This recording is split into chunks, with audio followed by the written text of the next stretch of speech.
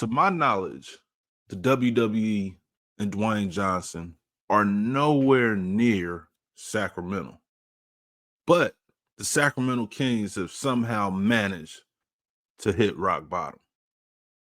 And by doing that, it cost Mike Brown his job, even after getting an extension. We're going to talk about that and more on this episode of the Believe in Kings podcast coming up. I'm going to say it bluntly, after a pathetic performance against the Detroit Pistons that resulted in a 114-113 loss, the Sacramento Kings have decided to part ways with Mike Brown. Now, this obviously made everybody go crazy, made everybody start, pointing the fingers and blaming, it's De'Aaron Fox's fault. That press conference he had is, prior to this game, people were saying, Domantas Sabonis, we got to trade Sabonis. Sabonis is this, trade this guy, trade Keegan, do this, do that, or whatever. And meanwhile, Mike Brown is the one who, pays the cost, and it pays the cost to be the boss. And what I think personally, and let's start with that, my personal opinion, there isn't one person to blame. Mike Brown is the person who lost his job right now. He's still, it's not a total loss for him.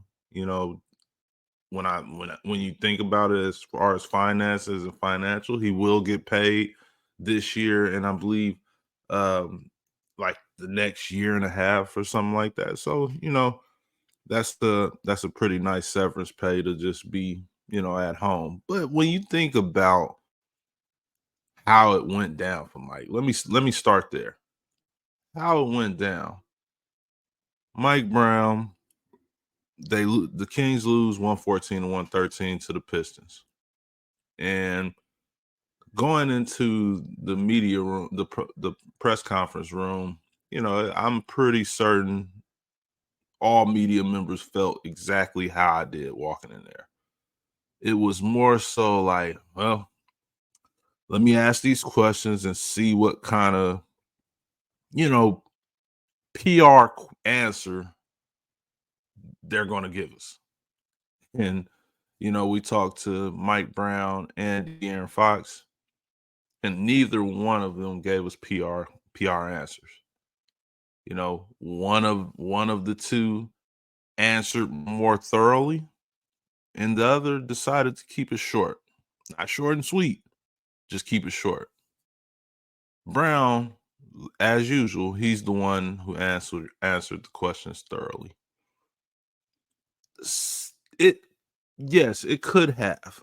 It could have been the reason that he lost his job this week, but it's definitely more that went into it besides, his, 10-minute post-game press conference. But I'll be honest, when I first heard him, I've seen coaches. I'm not gonna say just him, but I dominantly follow him, and that's part of my job with the Sacramento Observer. I've never really seen him call out a player in the way he did with De'Aaron Fox.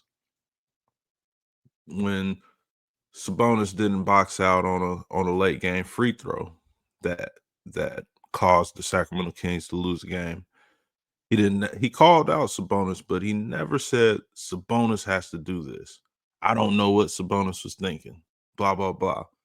It was another one, earlier, same thing. It had to deal with Sabonis, but it was Sabonis and DeMar DeRozan in a late box out again against Victor Wembanyama and the Spurs.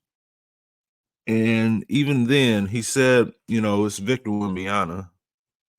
We need to get that rebound. We get that rebound, we win the game. So the other guy should have doubled Victor Wembanyama to secure that rebound, to secure the win.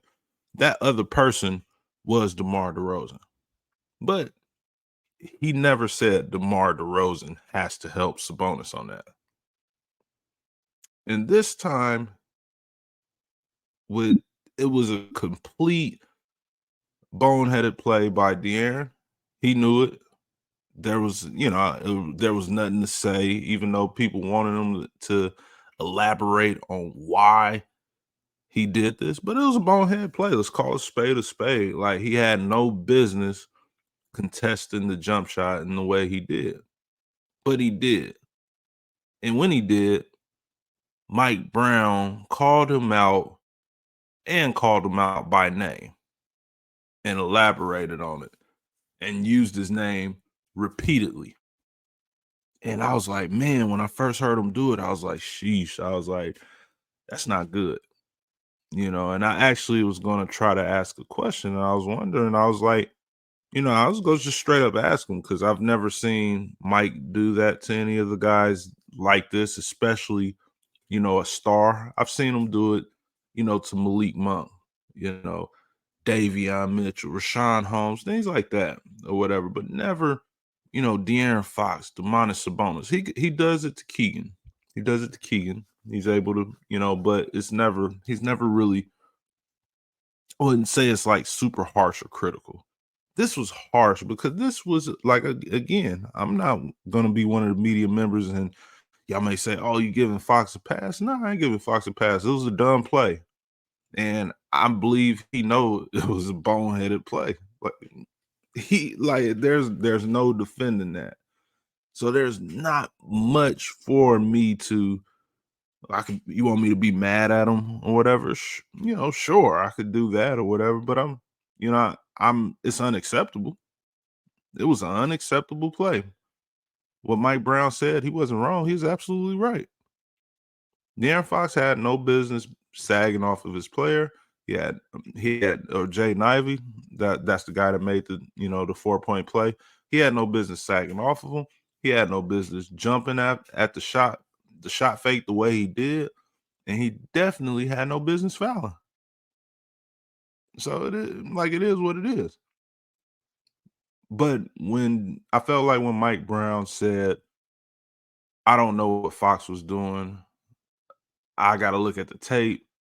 Fox had no business this, Fox this. I believe he said De'Aaron Fox's name 3 times right before De'Aaron Fox is getting ready to walk up and talk to us. I think that played a huge role in making this coaching change happen now. I do believe that. However, it wasn't the only thing. The Sacramento Kings has this team, this group has a lot of work to do. And it's not even just on the court. You can see that. Just like we seen the play by De'Aaron Fox, that the boneheaded play against the Pistons or whatever, you see it. You see it and you know it. But you could also see it with the team and the way it's constructed.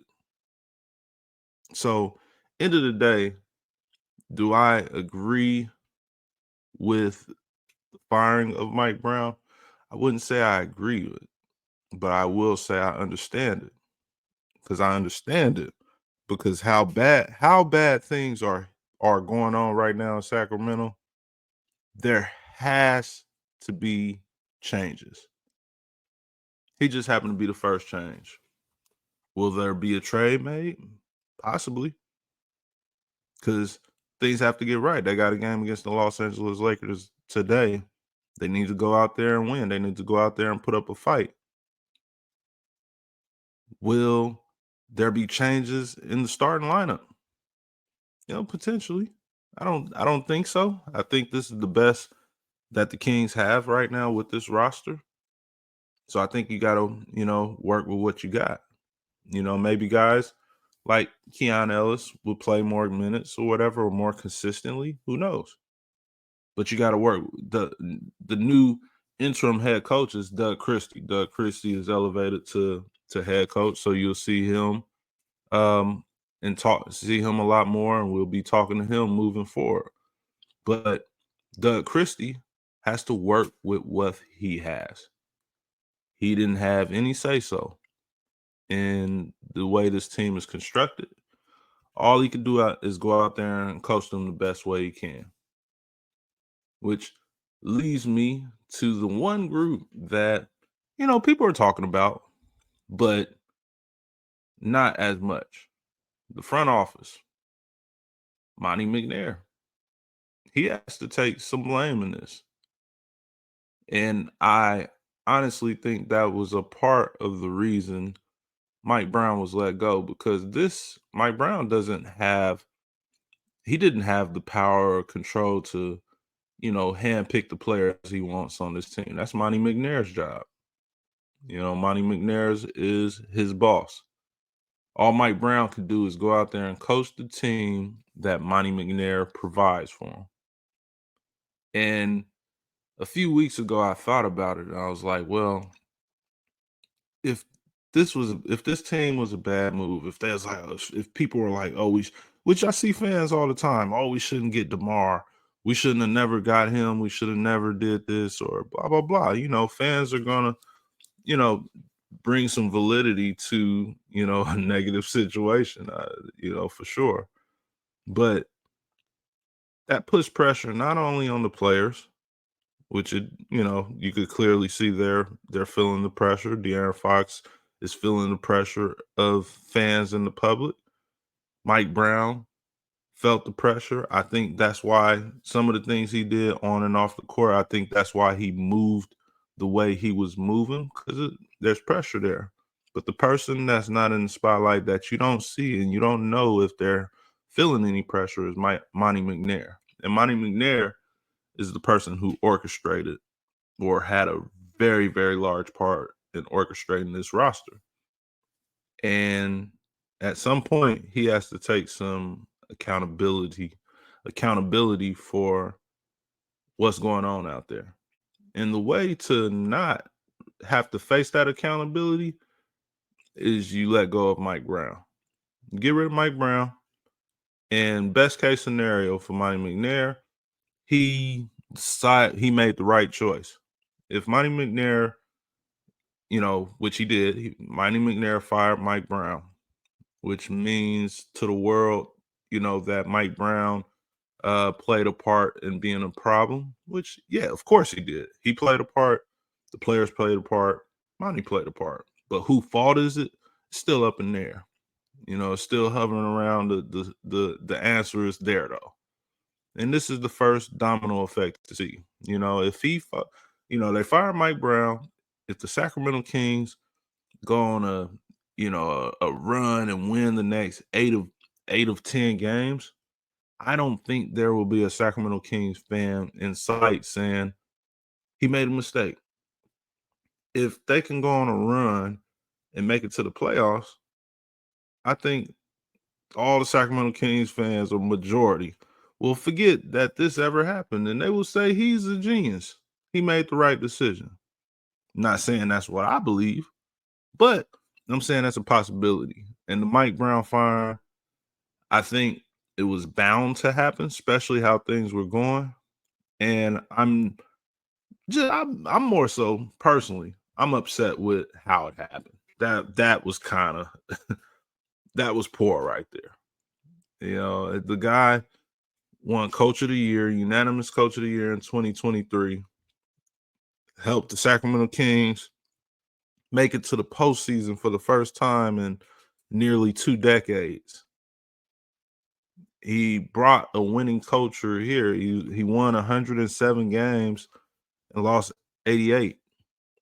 Sacramento Kings haven't won it was taking the Kings, 3 or 4 seasons to get to, probably more than that, to get to 100 wins. But I think he deserved a better exit, even if it was an exit this weekend, even if it was an exit before the Lakers game. He had the man come, he ran practice. I'm sure it wasn't. I'm sure he wasn't. I would say that. I would imagine Mike wasn't completely blindsided. But let's just picture this from the mind of Mike Brown. I go and run practice after a tough game, after a tough loss. I know maybe I shouldn't have called out De'Aaron Fox. There's a lot of thoughts and emotions going through his head, I'm sure, all throughout that practice. Then he talks to media, do his media practice interview, and he talks for, I believe it was like 10, 15 minutes. Mike Brown always talks a long time. You may not even get a lot of questions in because he talks, he gives you long, thorough answers. Then you're off a short road trip to LA, then you come back Monday, you got a game back at home. But short trip to LA, like he's game planning, he's thinking about LeBron and AD and how can we snap this losing streak and blah blah blah. And I'm driving to the airport. I don't know if this was true. I'm just making this up now. Now I'm doing a biopic or whatever.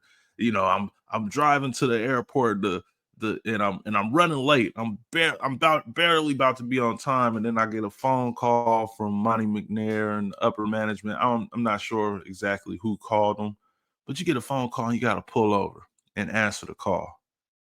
Or maybe you answer.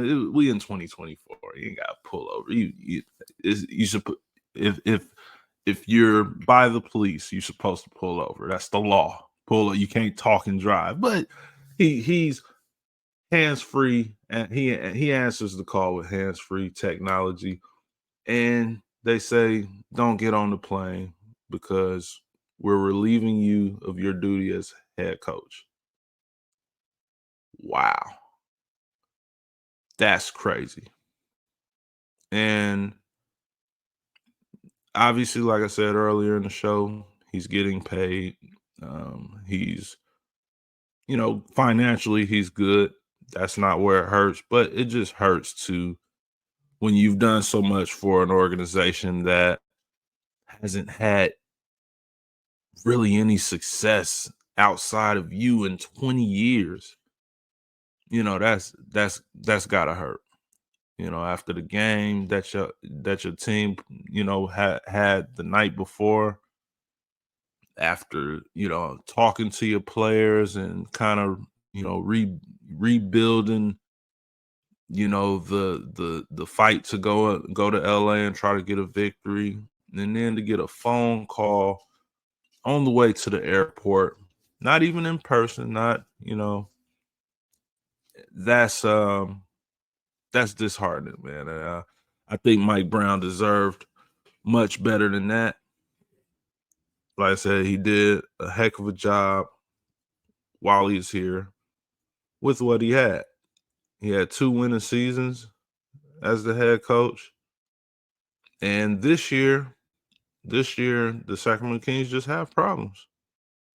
And I personally don't believe it's a Mike Brown problem. I think it's a problem collectively. I understand Mike Brown's the head coach. He crossed the line when he called out your star player, De'Aaron Fox. I understand that. And I understand that they decided to fire him and relieve him of duty. I understand it completely. But I don't think that solves the Sacramento Kings problems. But maybe I'm wrong. Like I said, maybe Monty McNair is a genius. Maybe Vivek hired Monty for the right reasons, and maybe they're letting go of Mike for the right reasons. Maybe De'Aaron Fox stays now. Maybe De'Aaron, played a part of it, or Sabonis, whoever. Who knows? But now that part is done, it's everybody's job to go out there and produce. It's Monty's job to improve this roster. It's Doug Christie's job to coach this team to the best of his ability. It's De'Aaron Fox and Domantas Sabonis' job to be the stars of this team and go get some wins. Tonight, downtown Sacramento, actually, I like how bright it is. It don't have to be downtown Sacramento. Anywhere in Sacramento, tonight you should be seeing the beam. Unless it's foggy as heck, that's the only reason we shouldn't see it. Sacramento Kings need to go out to LA and get a victory. It'll be a big victory. It'll be the biggest victory of this season because they haven't had any key wins throughout this season. They're 13 and 18. And if we go back, the 13 wins were all against not good teams. I'll say that. This would be a huge win and a much needed win for the Sacramento Kings. And De'Aaron Fox and company need to go out there and get the job done. And that's all I got for this episode. We're going to talk about Mike Brown a little more. I got a special guest coming up the next episode, so make sure you stay tuned in. If you got to turn your alerts on, whether it's on any of my social media pages, YouTube, everything is at Mark Haynes NBA. The Believe in Kings podcast. Everything you can find me at and find Sacramento Kings contact, search at Mark Haynes NBA. Turn your notifications up because I'm going to have a special guest, which I think I'm going to record either today or tomorrow. So be ready because it's going down. And this is the Believe in Kings podcast. And y'all know me, your host, Mark Haynes. Hope y'all have a great weekend. And y'all will talk to me soon. But if not, Happy New Year's. Enjoy the time with your family. And I'll see you next episode. Believe in Kings podcast, Mark Haynes. And we out.